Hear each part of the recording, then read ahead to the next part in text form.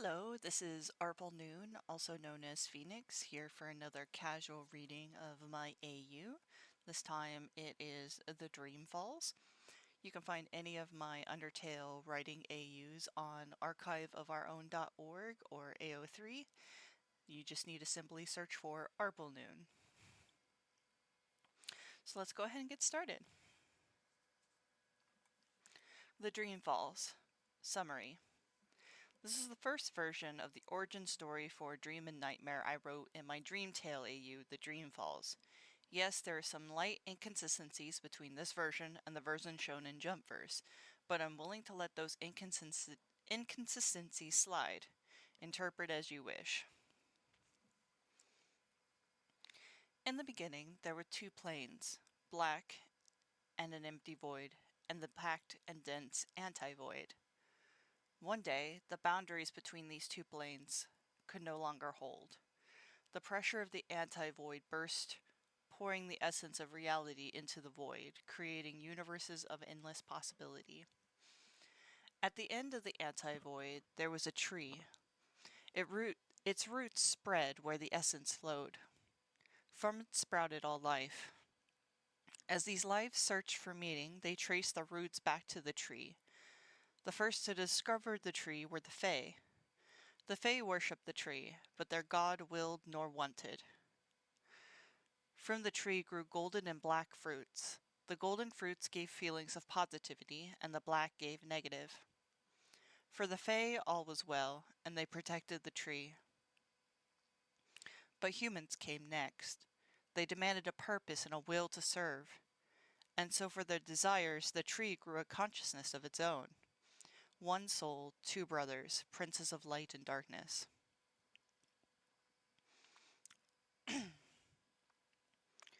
Dream's first memory came with the rising of dawn. As the light grew over the world, so did his vision. Feeling came to his arms wrapped around another. Was this other also him, or someone else? There were violet lights that beheld him, glowing eyes that beheld him. His brother had awakened too. They observed each other. They were one but separate, duality incarnate. Dream smiled, already knowing the right words, and even their names. Good morning, Nightmare. The village Fae woke to find an unusual sight. Two skeleton children laughing and running about the tree, climbing its branches, chasing each other and playing games they'd just invented. The Fae King was summoned. Divine children, from where have you come? We came from the tree. It is us. We are it, said Dream gleefully. And the Fae could see it was true from the light of their soul. The tree had become willful, as all life had been. From then on, Dream and Nightmare were bestowed full authority over the fruits. Any who wished to have a fruit had to gain consent by its children. Many came to ask Dream for the golden fruits, but nobody asked Nightmare for the black. At times, a line of Fae and humans gathered to meet with Dream, telling the child of their woes, and why they needed the golden fruit. The poor creature was overwhelmed by stories of suffering and loss. He wished he could give everyone a golden fruit, but too much and the tree would grow barren. As Dream spoke with visitors, Nightmare stood by, unaffected by the stories of woe. Because of this, humans regarded the negative guardian as cold and unfeeling.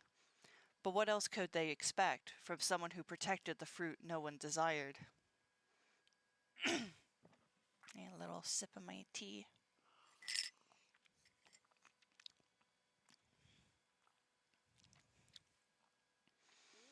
Please, I can hear no more today, said Dream, waving his hands and trying not to show his exhaustion. I have given too many fruits. I must regrow more. Please come back tomorrow. Begrudgment grew among the crowd as the Fae guards dispersed them. Soon, Dream and Nightmare were left alone again. Even tired as he was, Dream climbed back into the tree to use his magic. New blossoms formed, set to become ripened fruits by morning. Nightmare gathered the rotten black apples that had fallen, throwing them into the falls to disappear among the multiverse. After, he climbed into the tree with Dream, watching a moment before speaking. You worked too hard. Taking a deep breath, Dream slumped on a branch. I know. How can I not when there's so much suffering in the world? We're just kids. We're supposed to play, have fun, not trying to solve everyone's problems. Maybe there's supposed to be some suffering. Nightmare, how can you say such a thing? Quietly, Nightmare picked a black fruit and held it towards Dream. Taking it, Dream frowned. Oh, right. But what is the purpose of suffering? It must have one, if we produce fruits of positive and negative. His brother shrugged. I've been thinking about that, because no one asks for my fruits. Everyone just wants suffering to go away, but maybe people need suffering to tell them something's wrong. If only people worked on fixing their own problems, they wouldn't ask so much of you. The golden apples, they only ease the symptom, but the same people keep coming back with the same problems. Then what should I do? How do I tell when I shouldn't give away my fruits? Said Dream, setting the black fruit in his lap. The ones who keep coming back, maybe you could ask them to try a black fruit instead. A black fruit? But wouldn't that only make them more sad? Nightmare nodded. It will, but maybe it will help them understand. The black fruit can help them get through those feelings faster. Dream rubbed his chin and thought, You might be right, Nightmare. Nightmare, you're a genius! But I should eat one first, so that I know how it feels. Nightmare nodded with a smile. Taking the fruit his brother had given him, Dream took a bite. Though the texture was as the golden, the fruit tasted bittersweet, strange, but better than he expected. Soon enough, heavy feelings began to hit. Dream felt his soul racing with dread and anxiety, his thoughts just as quick. What if he wasn't good enough to help people who needed him? What if Nightmare was right? He had been overworking himself. What would happen if he got sick or hurt or... Dream, are you doing okay? Nightmare asked. Dream felt a cold sweat and rubbed his head. Yeah, I'm fine. No problem. Curious, his brother climbed closer and held his hands. You're shaking. Guess your fruits are kinda scary. I want to go away from here. I don't want to look or think about the tree right now. Nightmare nodded. All right, let's go. We could play in the forest. Holding hands, the brothers departed from their tree and into the vast woods beyond the village. There, Nightmare would distract Dream with a series of games. I saw other children playing this game. You pick up a rock and you try to hit something with it. Okay, let's try, said Dream, helping his brother to gather up rocks. At first their game started innocent enough. Hit that branch over there. Hit that small sprig on the hill. Get the boulder over that cliff. It did help Dream from being too sad, getting caught up in the excitement. Running along, the boys heard a strange noise through the forest, a hoot and a pair of yellow eyes peering at them from the darkness. Ah, hit that! Dream, over there! Nightmare pointed. Without hesitation, Dream threw the rock hard and true, striking the creature between the eyes. A great owl flew out, screeching. Flying down, it flew at Dream, scratching and biting at him. The Fey Child screamed, raising his arms as he knelt away. Dream, get off him! Called Nightmare. Picking up a branch, he attacked the owl, smacking it several times till it fell to the ground motionless. Stupid bird! Dream sat silent, covered in scratches, staring at the avian corpse in fear. Dream, are you all right? Said Nightmare, falling beside him and taking his hands. I'm sorry, I shouldn't have told you to do that. It's dead. You killed it. Nightmare blinked before looking at the owl.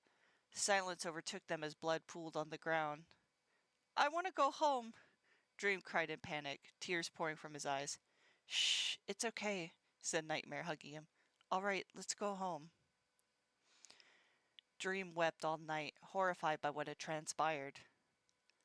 By morning, only a few of the golden fruits had renewed. Lord Dream, what happened? You're hurt, said Undyne, the captain of the Fey Guard, arriving to monitor the crowd. It's all right. I got hurt playing a game, that's all, said Dream, telling only half the truth. I can't see many people today. I was unwell last night. Very well. We'll only let pass those whom are in most dire need. Lord Dream, please, help me, please, came the cries of an old man. Both brothers looked toward the gathering crowd to observe a human hermit approach. Terror radiated through Dream's soul as the man brought forth the dead owl in his arms. Snowy, my precious Snowy, my best friend has been killed. Please, please tell me your golden blessing can heal her. Eyes wide, Dream stumbled back. He reached for Nightmare, gasping in panic. No, I can't. Lord Dream, those those scratches, said the old man, his eyes lighting up in realization. Nightmare pulled Dream protectively in his arms, his voice full of cruelty. Your stupid bird attacked my brother last night. That's why he's unwell. That's not true. I attacked her first, thought Dream, but he was unable to bring the words into the open. That can't be. Snowy's only ever attacked rodents. She'd never hurt Lord Dream or any other gentle creature. Then you didn't know her as well as you think. I killed her. I killed her to protect my brother. You did what? Said the old man, his heart completely broken. Whispers grew among the crowd. Undyne turned and gave orders to her guard to make the visitors leave. It was more than obvious the brothers would see no one that day. You lied. Why did you do that? Dream asked as they rested in the tree. I did it to protect you. Everyone loves you, and everyone hates me. I'm willing to take the blame so long as it keeps you safe. Little did the both of them know that the hatred against Nightmare had only just begun. From that day on, rumors spread throughout the world. All blessings and good fortune had been attributed to Dream, while ill omen and tragedy was blamed on Nightmare. Still, Dream took Nightmare's suggestion of offering the black apples to those whom the golden provided no stay. And in these cases they did help to heal, as his brother predicted, but no one would accept the black apple from Nightmare himself, only Dream. As the years passed, Dream did all he could to encourage his brother, to feel valued in the care of the tree, but the only person who cared about Nightmare was Dream. The only thing Nightmare could provide was to remind Dream that he was a child and needed to have fun as one.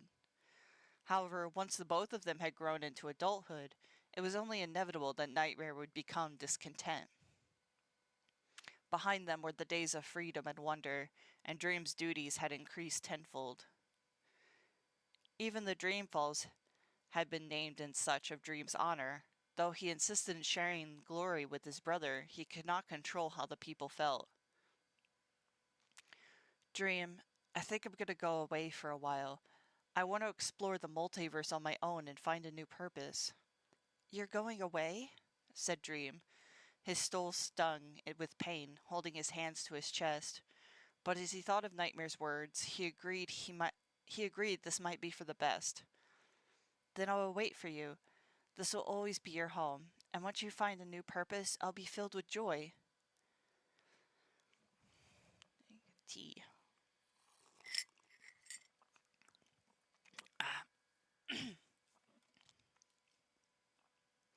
And so, Nightmare departed from the Dreamfalls for many years.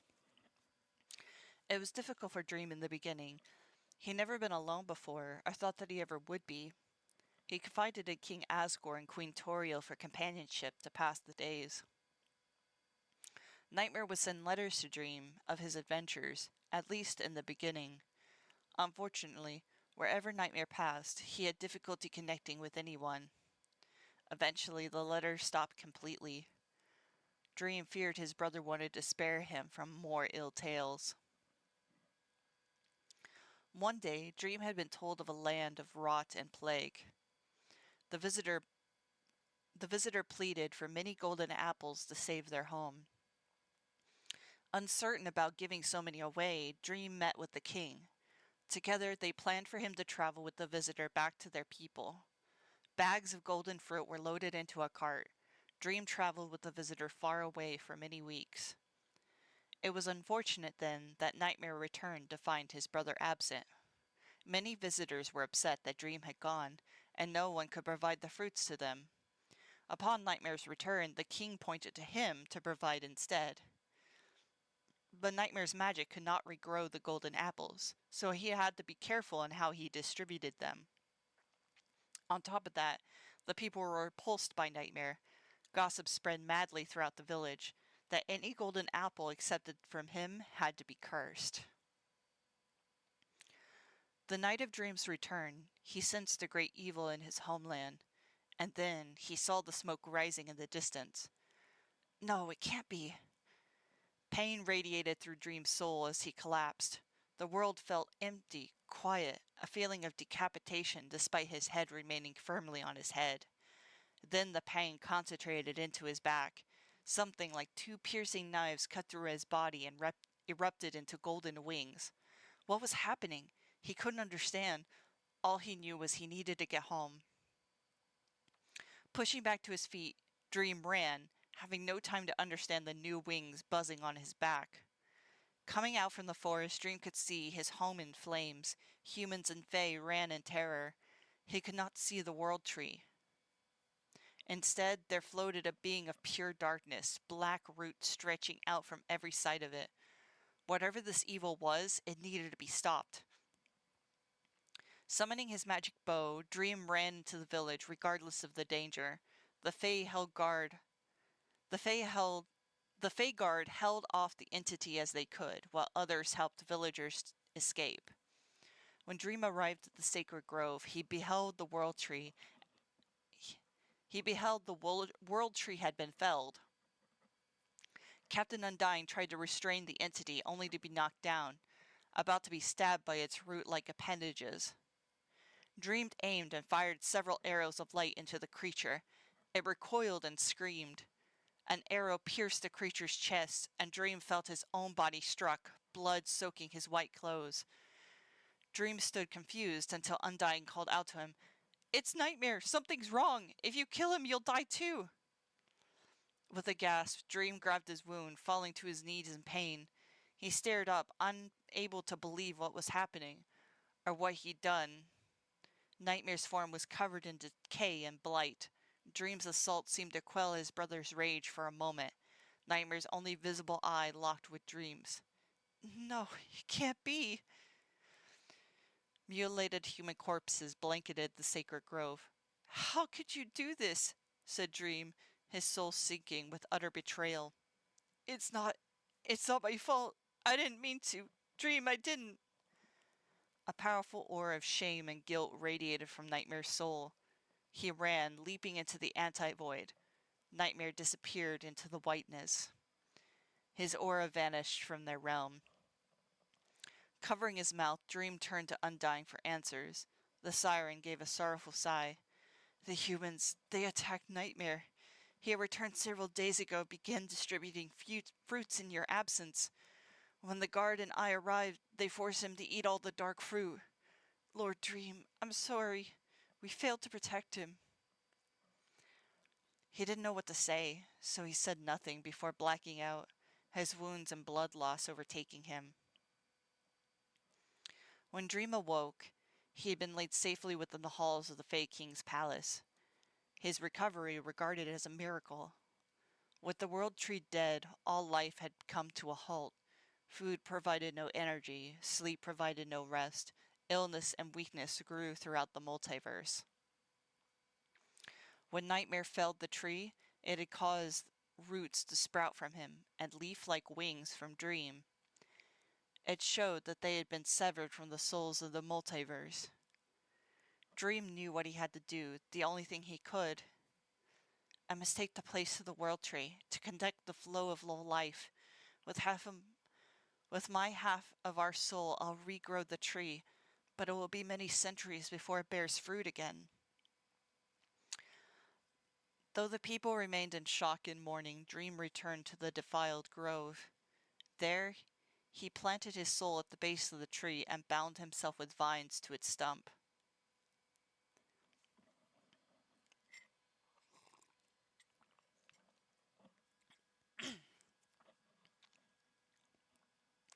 For 500 years, Dream remained frozen, in a state between wakefulness and sleep.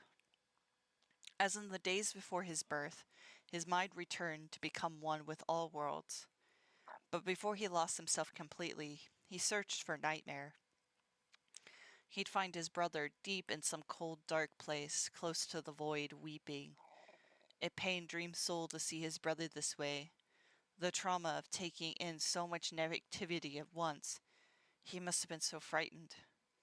He longed to reach out to comfort Nightmare, but it could not be. They hate me. They all hate me. Now even Dream, the only one who cared. My dearest brother, I'm sorry. I'm so sorry. All the world has ever wanted from me was to be a villain. Eventually the tears stopped and Nightmare grew quiet. An eerie calm set over the Fae's body before he stood, shoulders held high. Very well. Then that shall be my purpose. They wanted a villain so badly. Then I'll be the worst nightmare they could imagine. Across the multiverse, wars broke between humans, monsters, and their variants. Humans were banished from the Dreamfalls for their transgression. For 500 years, strife and misery reigned. Meanwhile, Dream would experience it all as a haze as the new tree slowly grew. But one day, someone came whom Dream did not foresee. A skeleton wielding a giant paintbrush. He came trotting from the anti-void. The Fae Guard had grown so used to seeing no one that they were slack in their duty, allowing the skeleton to slip past. Oh, what's this? A Sans? So strange. He looks like a Sans, but he doesn't have the same vibe. Hey, can you hear me? Said the skeleton, waving his hand in front of Dream's face. You there! Get away from Lord Dream and the World Tree! Cried the Fae Guard, who came rushing. Lord Dream? World Tree? Oh wow, that sounds so cool! Said the skeleton, pumping his fist, not at all bothered by the various spears and arrows pointed at him. This must be the tree that's connected to everything, yeah? Emerging from the haze, the vines around Dream withered and freed him. He held his head, rubbing his eyes to behold the skeleton smiling at him. Hiya! I'm Ink! You must be Dream then, huh? The second world tree also bore golden and black fruit, restoring the balance to the multiverse. The arrival of Ink marked a new beginning for Dream, a monster without a soul. How could such a thing be? It deeply captivated Dream. I'll give you a tour of all my favorite AUs. That should help you catch up on how the multiverse has changed since you've been asleep, said Ink. And so it would be. The Dream would travel with Ink between worlds, but before he departed his homeland, Dream hid his wings behind a cape. He felt ashamed of them, a constant reminder of what he'd lost. In his time with Ink, Dream would see the full scope of his brother's deeds in the past 5 centuries. Decimated worlds full of darkness and suffering, so many places where monsters had been driven underground and to near extinction, the slaughter of children and the hope for freedom. Dream couldn't express the ache he felt within. He wanted to find his brother, to save Nightmare from himself. But after so much evil, how could things return to how they were? People would continue to hate him. After many years, Dream returned home. There were many things Dream needed to do, taking many dark apples. He isolated himself within the palace so that he could mourn for his brother and all those who had been hurt by him. The Fae worried for Dream, but the king trusted the guardian to do what was necessary for his well-being.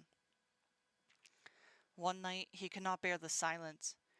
Dressing as a beggar in an old shambled cloak, Dream hid the star upon his head with bandages before slipping between worlds.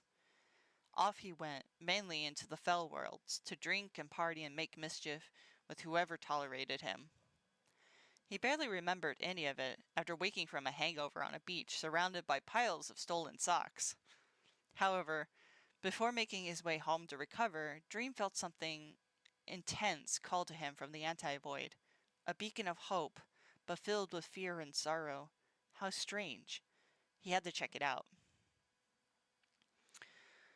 Following the emotion, Dream appeared before a swap Sans, curled up, knees to his chest, but something was wrong with him. The bone had turned black. Glitches and error signs flashed around him. Oh, is this someone real? he said as their eyes met. Yes, I'm real, said Dream, kneeling down carefully. What are you doing out here all by yourself? I don't remember. I think someone brought me here, but they left, and I think they forgot about me. I see. You don't look very happy to be here by yourself. Have you tried getting home? Said Dream, noticing the sands held a human soul in his hand. Home? Oh, yes, I have, but I can't remember where home is. Do you know where home is? Dream rubbed his chin and thought, possibly an outcode? He pulled up the data screen like Ink had taught him, and looked through the Sans' code. He'd come from an underswap that no longer existed. I don't think I can get you home, but I can help you get to a new home. There's a place called the Omega Timeline. A friend told me it's where survivors from Lost Worlds go to live. Maybe you'd like to go there. Oh, yes, anywhere but here would be nice, thank you. Dream nodded, standing up. He offered his hand to the Sans, before using the other to open a golden portal. There you are. As soon as you go through, ask for someone named Corfus. Suddenly, a web of blue strings descended upon them, wrapping their arms and chests. Dream looked around, not seeing their attacker at first, and turned back to Sans. Thinking quick, Dream tackled Sans, shoving him into the portal before cutting it off, which severed the strings. However, Dream himself was yanked away and flipped upside down. It exposed his wings, which buzzed with irritation.